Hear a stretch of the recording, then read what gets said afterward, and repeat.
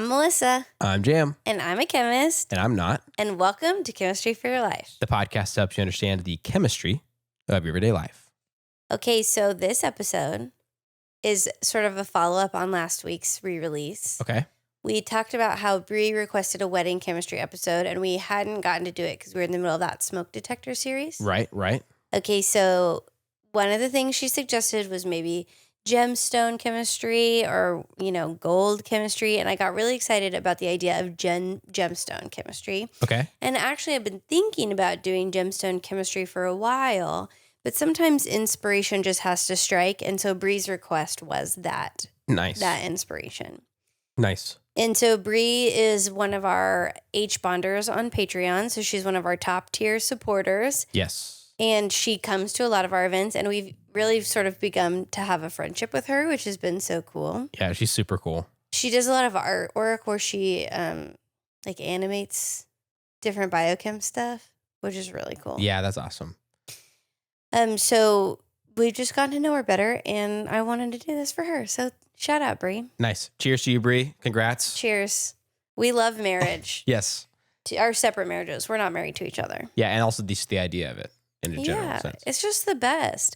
I remember when we got married, someone sent us, it was a shower curtain, and they wrote, "Marriage is the best." And I was like, oh, that's sweet. And now I think about that a lot. What I like about that too is that there's like a just general, like obviously, things can go wrong and stuff like that. But I like maintaining optimism. Yeah. And deciding to just be that way.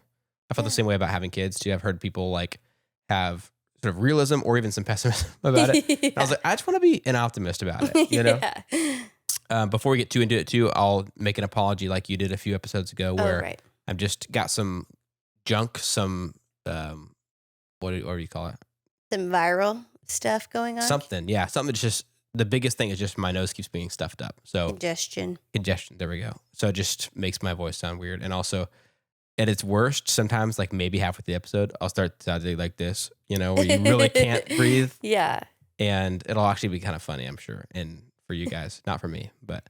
And normally, like we've said on the last episode that we did, we were cutting out the coughs and the sniffles and whatever. But because now we also have a YouTube channel that we have associated with our recording, so our audio and our visual are coming together, we're doing a little bit less editing. So this is more of a live show type feel. Yep. So if Jam suddenly has to sneeze or cough. Yeah. I'll just lean away from the mic and make it as bearable as possible for you guys. Awesome. Thanks. We appreciate that. Anytime. And hopefully I don't get whatever you have. So stay on that side of the couch. I don't think you will. I think a kid touching everything I do and all the germ swapping that happens between parents and kids, I think it's avoidable between you and I. Yeah. I'm pretty sure. Yeah, me too. Okay, so here's a fun thing about this episode. I'm going to start with a little bit of a teaser. Okay. And then move away from it, and then we'll circle back. Okay. So do you remember in the vanilla episode where we talked about how true vanilla extract was better because it's less pure? I do remember this, and I've used vanilla extract in some of the baking I've been doing lately. Mm-hmm. Like almost every muffin recipe. Everything. Requires it. Mm-hmm. Or, recommends it or whatever. And I have imitation stuff because it's cheaper. Yeah. Of course. And we talked about that. So I've thought about that episode multiple times because of that. So the imitation stuff, the fake vanilla extract, which some people call impure or not pure, is actually very pure of one compound, primarily vanillin. Right. And the impure, quote unquote, the actual stuff is more impure. The natural extract that comes from the vanilla bean is less pure, which gives it more dimension flavor. It still has that vanillin in it, but it also has a lot of other things that give it a more rich flavor. Right. More dimension in that. Okay, well, actually the same thing is true with gemstones. Gemstones are beautiful and look the way they do because of impurities. Okay. And I just think that that's a beautiful theme that we're starting to see is sometimes we think of impurities as bad, but actually they give characteristics and traits to things that are good. Right. And there's probably things, I feel like there's a metaphor in there. Like there's things we don't like about ourselves, but maybe just because that is true, that doesn't make us any worse. Maybe they make us better. Right. And it makes us unique. Yeah. which is nice. It would be a bummer if everyone was the same. Yeah, that would be It'd be so boring. a bummer. Yeah. Okay, interesting. Yeah. What's tough though, too, of course, applying this to gemstones is like always a conversation about, but do the naturally occurring things really make them where we should pay that much for them, which makes it a little bit more complicated. But I do love I'm glad you reminded me about the vanilla thing. Yeah. Because that was really cool to learn. And also all those other flavors are super interesting. Mm-hmm. So yeah, anyway. Well, also I'll say I am a believer in lab created gemstones. I'm not going to talk about how labs create gemstones today, but they're the same chemically. And so it's fine. And I believe in them. And my engagement ring actually was not very expensive because it was a lab created gemstone. And I proudly support that because the people in the labs are my people. They're other scientists. So I'm here for that. Okay, so let's get into the chemistry behind it and the chemistry lesson. And before I do, I want to give a shout out to Compound Chem, or sometimes it's called Compound Interest, but it's a website where he makes cool little infographics about different types of chemistry and then gives some background on it. Nice. And both the Royal Society of Chemistry and the Chemistry and Engineering News magazine, which are put out by the American Chemical Society. Well, Chemistry and Engineering News is put out by American Chemical Society. And then the Royal Society of Chemistry also puts out a similar magazine called Chemistry World. But both of those organizations have supported this and posted things with a link to the Compound Interest or a link to his website, and they're usually very sound. Okay. I don't typically use that as my primary resource for anything because I like to get other primary resources.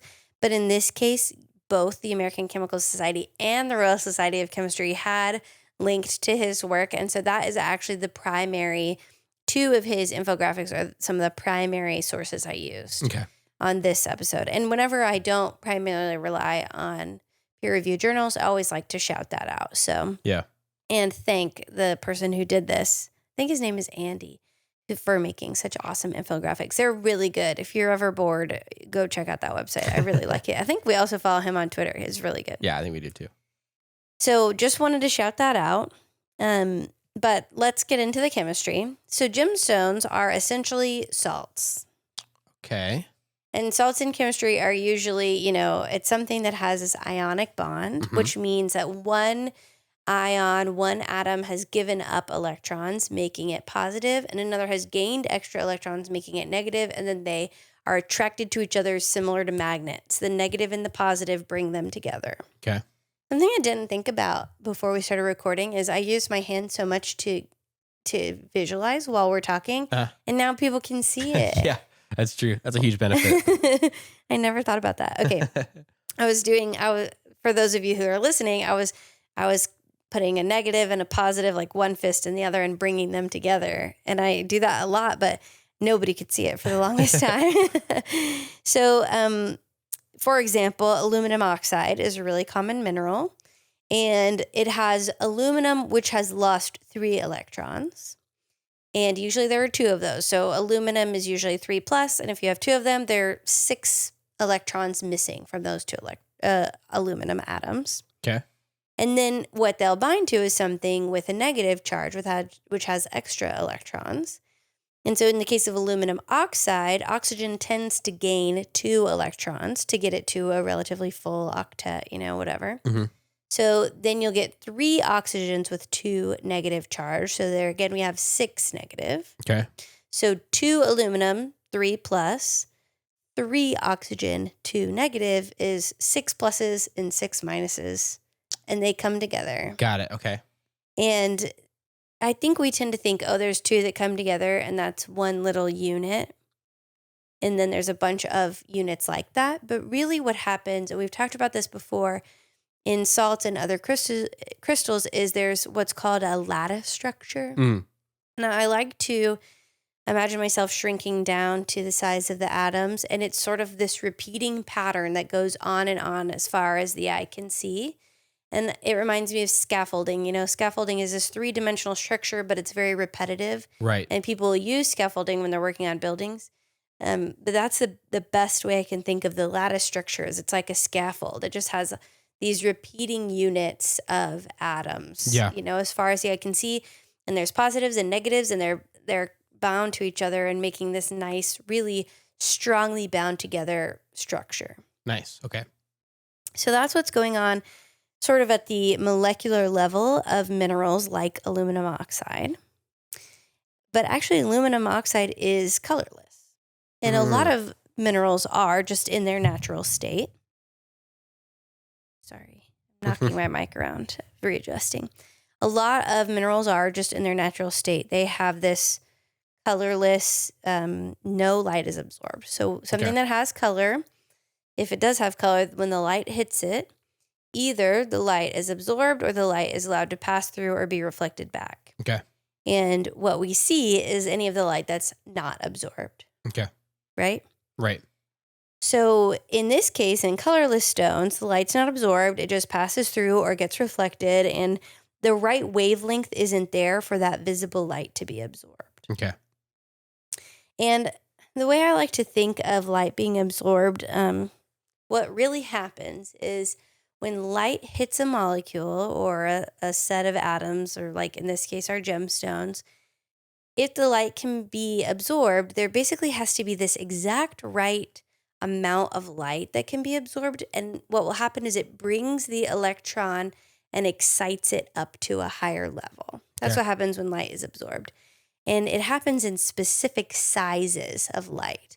So if that exact right size of light is not present, then it won't get absorbed. So if you don't have the exact right size of light, or if there's no, that exact right size isn't in the visible region. Okay.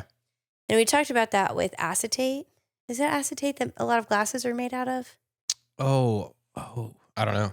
Whatever glasses are made of, I remember we had a whole conversation where it looks like they're clear. Yeah. Whenever glasses aren't made of glass, they're made of like a polymer, plasticky type thing. Right.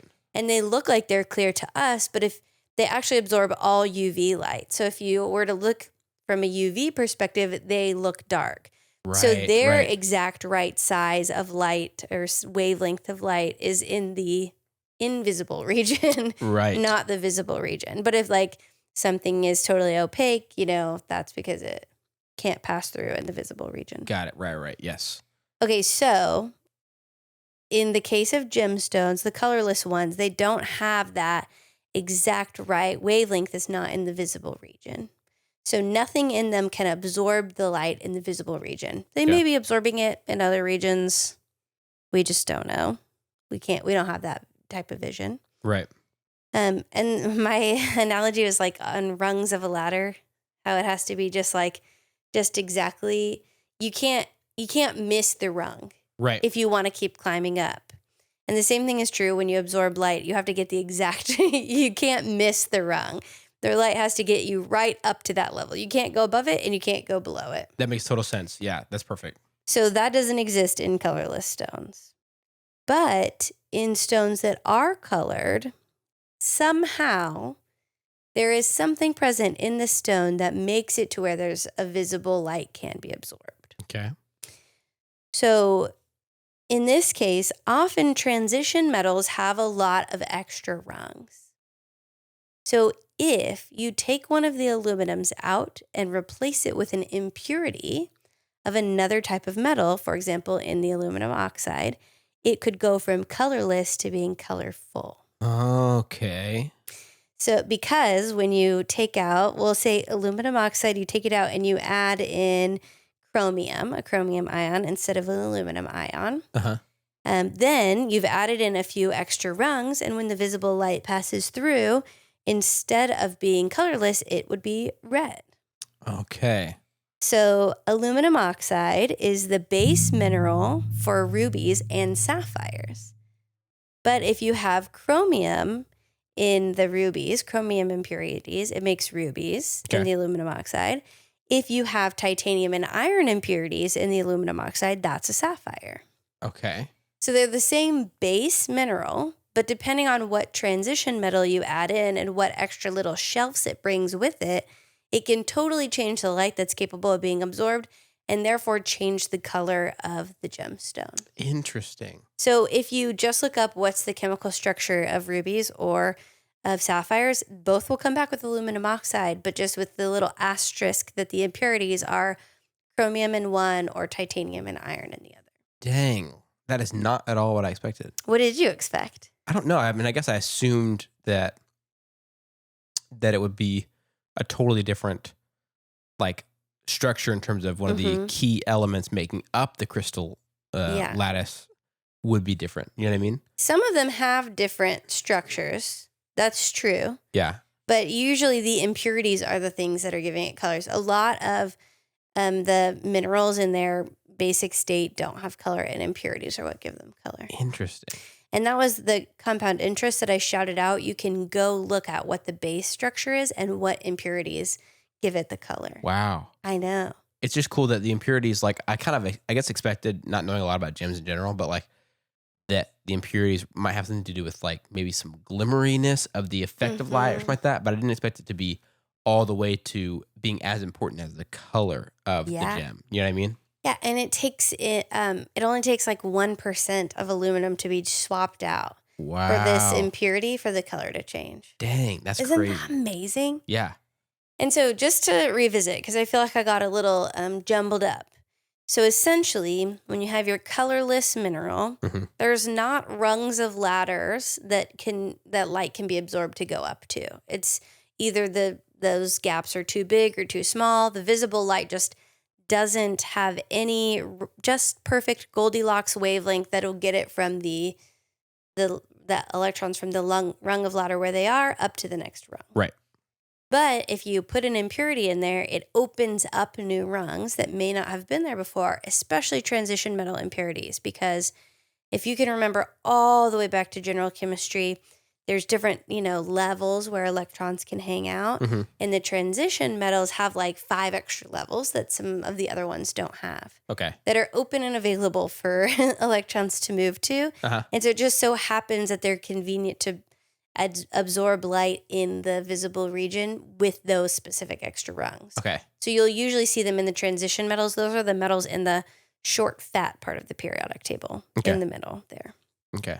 So I think of transition metals as like the metals in the middle. Okay. So yeah, all you have to do is basically open up new shelves. You're building new shelves by throwing some impurities in, which allows light to be absorbed and electrons to be excited.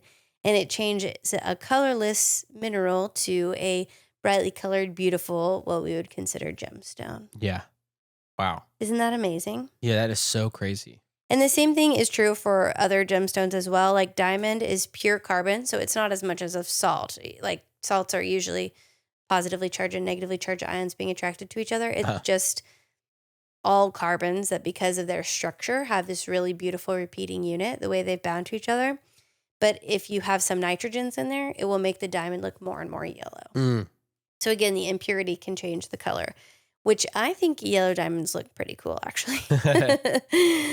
Which brings me to a little fun fact that I have actually about the type of gemstone in my wedding ring. Okay. But before we get to that, do you want to take a stab at summarizing it and teaching it back to me? Yes, I would love to.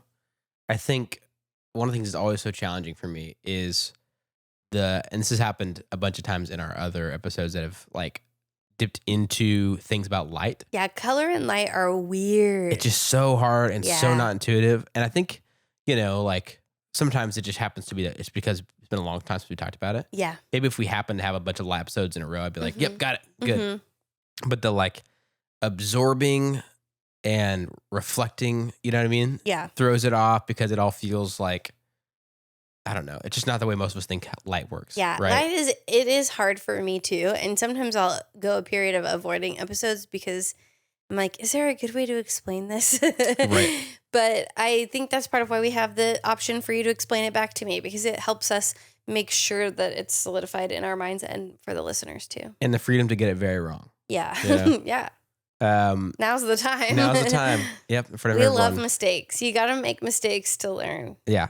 So the first element that we talked about was the fact that salts, which this is another thing that for like non-chemist people, we wouldn't really know this definition of salts, but would be a combination of elements that they come together and create this crystalline structure because they complete each other in that way. One is very negative and one is very positive. For most of them. Okay, for most of them. Not always like carbon diamonds aren't, but for many of them, it is they complete each other. They give each other the right number of electrons. Got it. Give it to the right number of electrons, and then they create that repeating pattern, the lattice crystalline structure.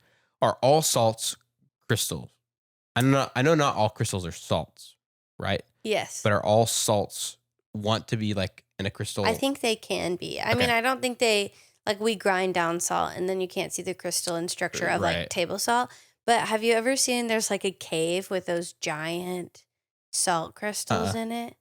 I feel like I've shown pictures before, but I bet even if you get like it looks crystal-esque, even though it doesn't have like a real specific kind of, I don't know, whatever. But like even just looking at coarser salt.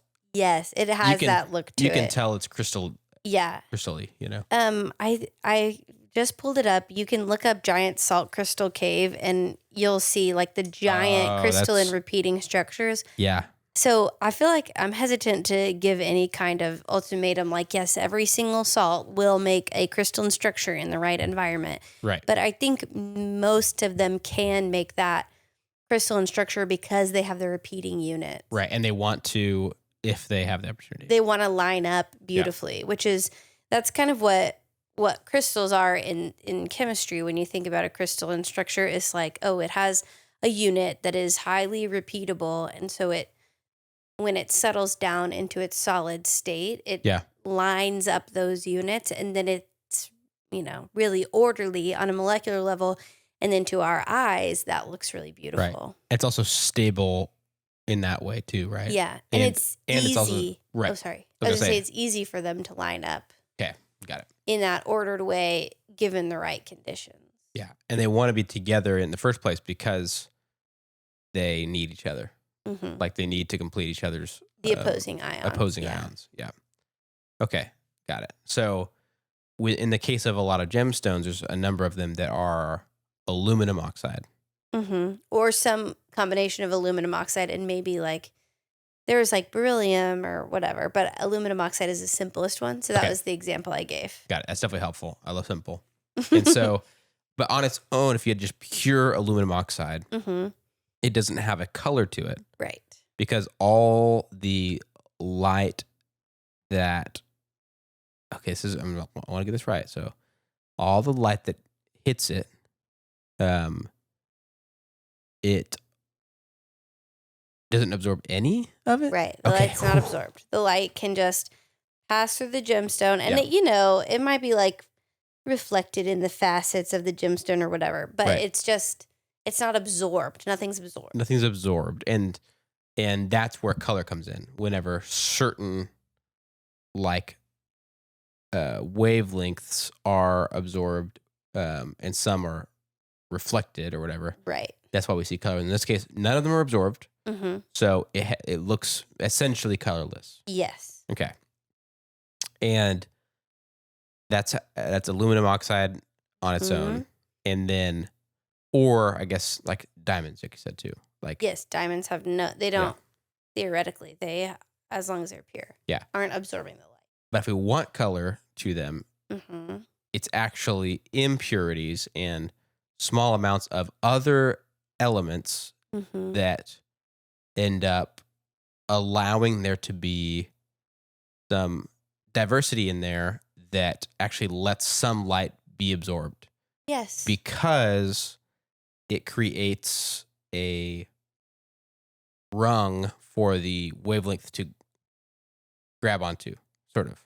To be absorbed. Really, it's like when light is absorbed, when we do see color, it's because light is absorbed and it's exciting electrons. Right. And so when it first passes through, there's no place for the electrons to go within the visible range. So there's no rungs. No rungs. So they're like, oh, sorry, this light's just going. You're not getting us to the next rung. So whatever. Yeah. We're ignoring you. Yeah. But then when the impurities are in there, they open up some higher shelves or some higher rungs or different, positions of rungs. And when the light passes through, then the electrons are like, oh, now we can jump up. Yeah. And now then we can absorb the light. Right. So that's kind of what's happening. I feel like we've talked about that same idea in other color episodes. Yeah. As well. Yeah, like antioxidants. We talked about the color element of that. It's weird how many different like episodes this comes up in, and in some of them it's not even the main deal. It just happens to relate. In other ones, it is the main. And deal. in Bleach. Bleach. Yeah, I remember the antioxidant ones. We even talked about how like in darkness there's not light. Right. Well, it's funny because we think of color as being like the thing is a color. Yeah. But it's sort of like, well, not exactly. Yeah. It's Which like, is like in infrared. Yeah. You don't see the colors. Mm-hmm. And we talked about this before, but I'm regularly fascinated by this, that the cameras we have for our baby monitors, at nighttime, they see night vision, which they are using, I believe, infrared to see that. So, yeah. Which means that certain things suddenly don't have any color anymore. For instance, the rug on my son's floor in his night vision camera is just a plain rug. There's no intricate pattern, even though there really is in the standard visible region of light. Yeah. In infrared, it's all the same material essentially. Wow. And no difference for infrared like waves that are hitting it or whatever. It doesn't make a difference. That's crazy. So suddenly you realize like, oh, light's just the way we see it in the region we see it in. Light gives things color. Yeah. Without light, there's not color. Right. And if some sort of creature could see, which I think there are creatures that they don't think everything would look totally different to them. And who's to say who's more right? You know? Yeah. I always think about the mantis shrimp. Yes. There's an episode of This American Life where they go into the different colors, and it's really incredible. So on the gemstones, when the impurities are there, there's more rungs that the electrons can excite to. And so the light hits them, they're able to absorb it, get excited, and reflect, or they absorb some light, which means the light that doesn't get absorbed. Yeah, that's the color we see. That's the color we see. Yes. And depending on which element, which sort of impurity is there, changes which wavelength of light is being absorbed. Yes. Which change which ones we see. Yes. Puts it back to us. And that's why these gemstones, which have essentially very, very similar makeup with slightly different impurities, can look like a crazy different color from each other. Yes. And I will say, I think when we think about light being reflected back, it's like a solid, you know, on this solid, the orange is being reflected back to us. Other colors are being absorbed. Yeah. But I think in gemstones, because they're kind of translucent, like you can see through them. Yeah. I don't think all of the light's necessarily being reflected back. Right, right. But that's one of those things about light that I'm like, wait, what? Yeah. So just maybe you can think of it as some light is absorbed and what's left over, that's what we can see. Right, okay. And you can shine a light. There's a instrument that measures the absorbance of different materials. So you can shine a visible light through a material and it'll hit a detector, and that detector will tell you what lights have been, what color has been absorbed and what color has not. Okay, interesting. And then just based on the color, it can see which wavelengths of these have been absorbed and which one of these are still there. Wow. And you can get a spectrum. Nice. Okay, and that brings me to a fun fact about my gemstone on my wedding ring. What's it called? Okay, so this gemstone is alexandrite. Have you heard of it? I think probably just from you only. Okay, what color would you say that is?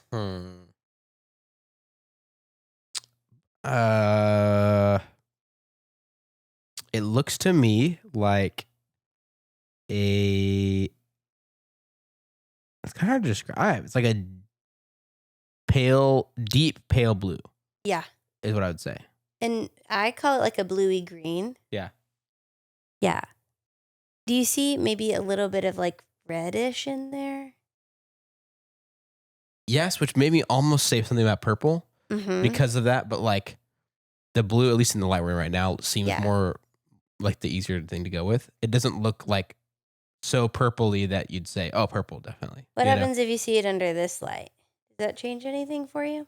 It looks more purpley under that light to me. Okay, and now I'm going to show you a picture on my phone, and we'll post these on our social medias as well. So there's something special about this gemstone, and I tried to capture it in pictures for you so that you could really see the difference.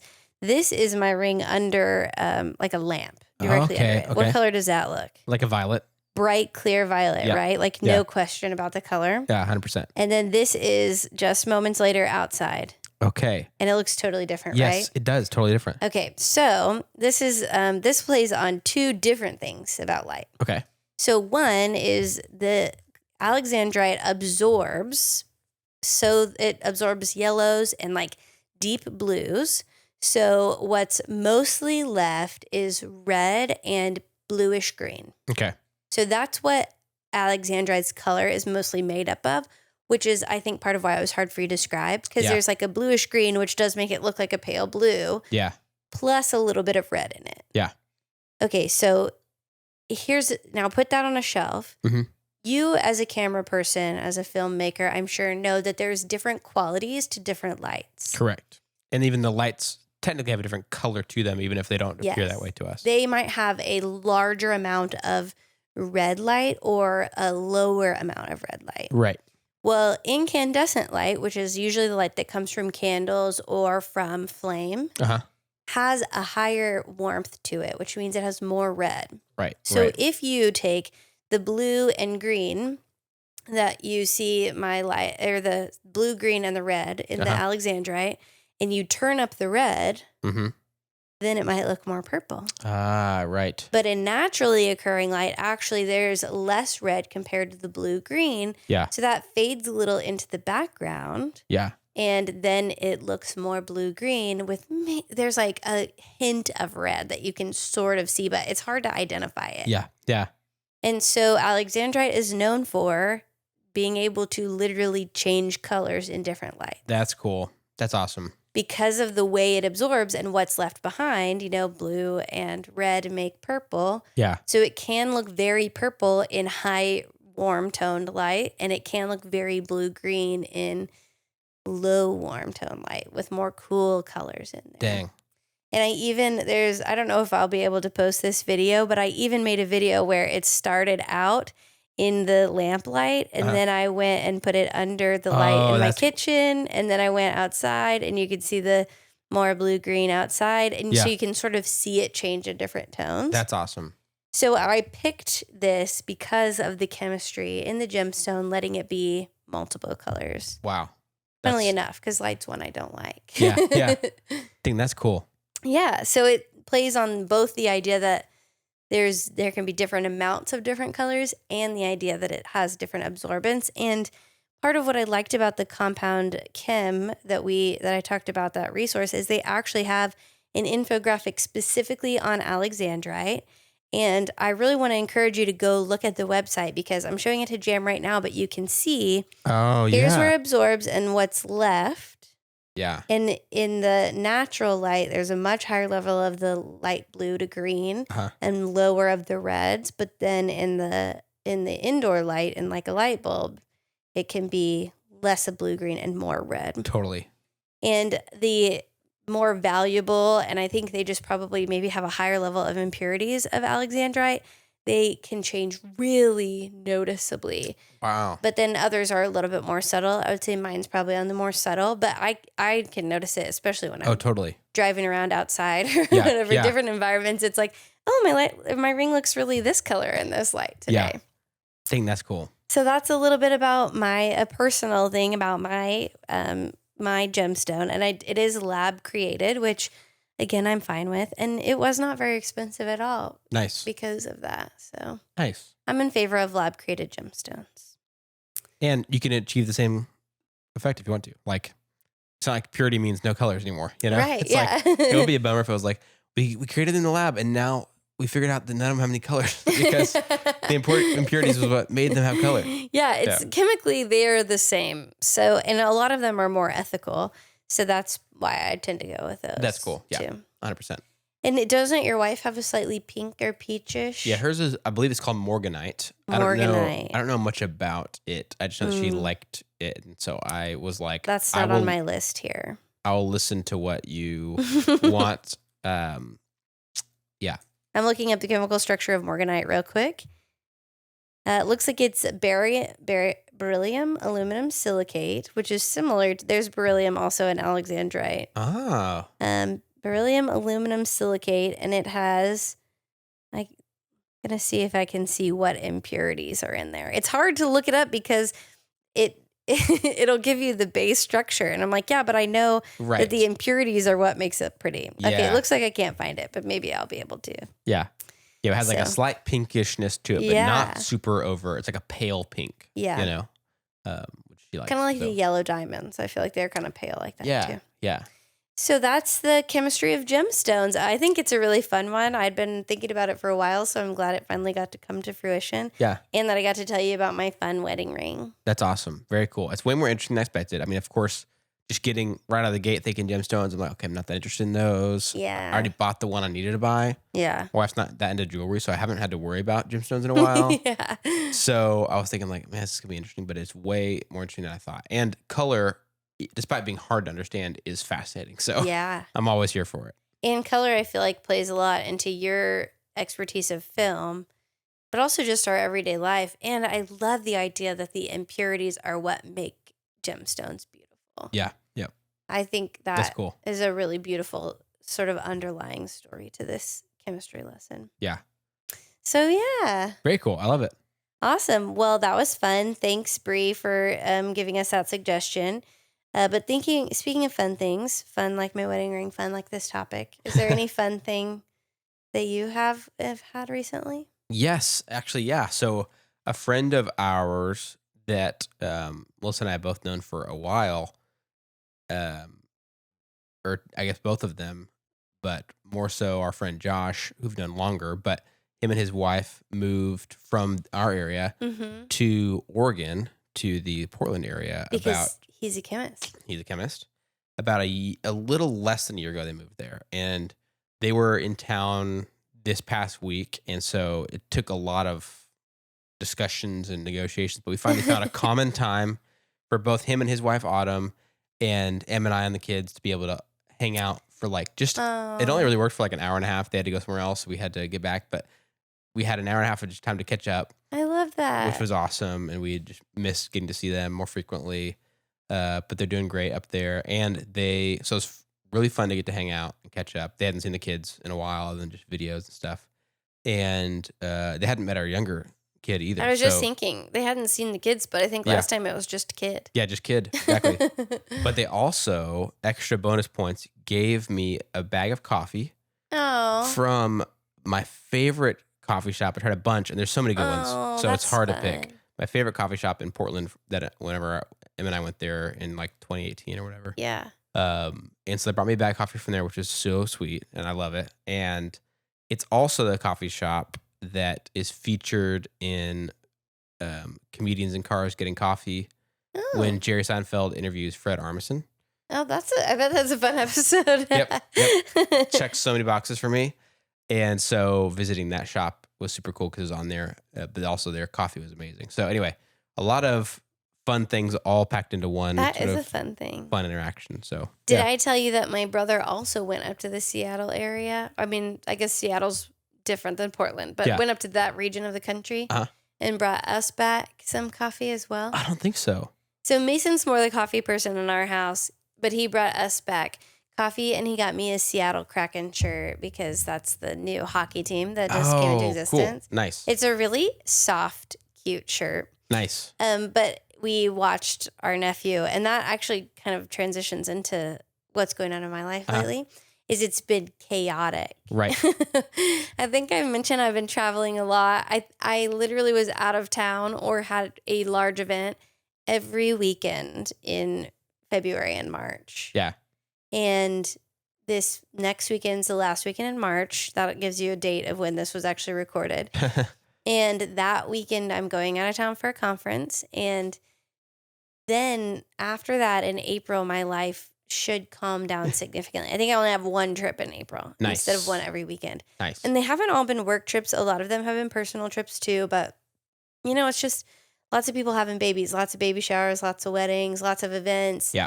Plus going out of town and stuff, you know. So I'm really excited for April to be a calm season of life. Yep. But it has been really fun, like all the things that I've gotten to do and be involved in lately. So yeah. It's just nice whenever the cool fun involved in things can be sort of spread out. Yeah. Instead of a concentrated, chaotic dose. It kind of is weird. Like, I know so many people whose babies are due in April and May this year, to the point where it's like, oh, of course there are lots of baby showers happening because so many babies are due. I like can't even keep track of which ones.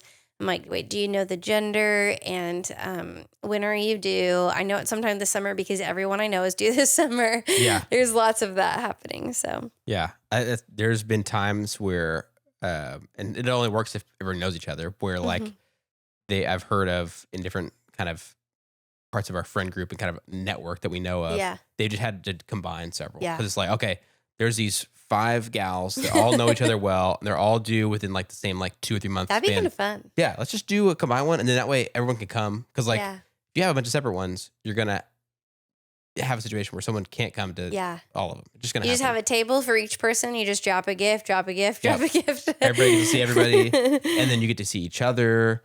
You know, if you're one of the people who's gonna have a baby, then you get to hang out with your other friends who are having babies too. So anyway, I think it's a good idea when that happens. But sometimes it's people you know from different circles. So it's like, there's no way. You can't have that. Yeah, Mason went to work and I make baked goods for almost every baby shower. And so he's been bringing the extra baked goods up to work, you know?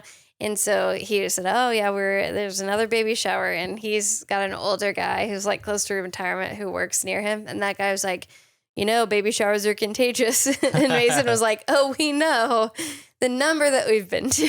Yeah. Oh, yeah. But they're all really fun and sweet and special. And I love little kids. So I think, you know, I'm really happy that I've been able to be a part of it. But I'm also looking forward to a calm season of life coming up. So nice. Very cool. Yeah. So that's what's going on with me. That's great. So thanks, Jam, for, for coming and learning about gemstones and being excited about my cool wedding ring. Anytime. Thanks, Bri, for getting married and giving us a suggestion for this episode. I've been wanting to do it for a while.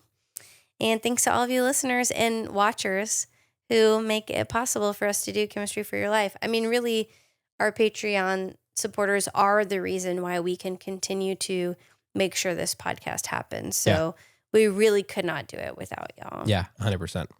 And Melissa and I have a lot of our own ideas for topics of chemistry in everyday life. But like we said, you know, Bri suggested this one. And some of the best ideas we have for episodes that turn out really well come from you guys. So if you have a question or idea, you can reach out to us on our website at chemforyourlife.com. That's chem, F-O-R, yourlife.com to share your thoughts and ideas. If you'd like to help us keep our show going and contribute to cover the costs of making it, go to patreon.com/chemforyourlife or tap the link in our show notes to join our super cool community of patrons. If you're not able to do that, you can still help us by subscribing to your favorite podcast app on YouTube and rating and writing a review on Apple Podcasts or just liking videos on YouTube. That also really helps us to share chemistry with even more people. This episode of Chemistry for Your Life was created by Melissa Collini and Jam Robinson, and Jam Robinson is our producer. This episode was made possible by our financial supporters over on Patreon. It seriously means so much to us that you want to help us make chemistry accessible for more people and that you're helping us keep the show going. Those supporters are Avishai B., Bri M., Brian K., Chris and Claire S., Chelsea B., Derek L., Emerson W., Hunter R., Jacob T., Kristina G., Lynn S., Melissa P., Nicole C., Stephen B., Shadow, Suzanne S., Timothy P., and Venus R. Thank you again for everything you all do to make Chemistry for Your Life happen. And if you'd like to learn more about today's chemistry lesson, you can check out the references for this episode in our show notes or in the video description. Yay, chemistry!